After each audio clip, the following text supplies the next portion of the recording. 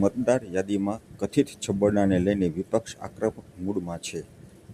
વિપક્ષે મુખ્ય ચૂંટણી કમિશનર સામે મહાભિયોગની દરખાસ્ત લાવવાની તૈયારીઓ શરૂ કરી છે. જ્યારે આ મહાભિયોગની દરખાસ્ત ખરેખર ટકી શકે કે કેમ તે એક મોટો પ્રશ્નચિહ્ન છે.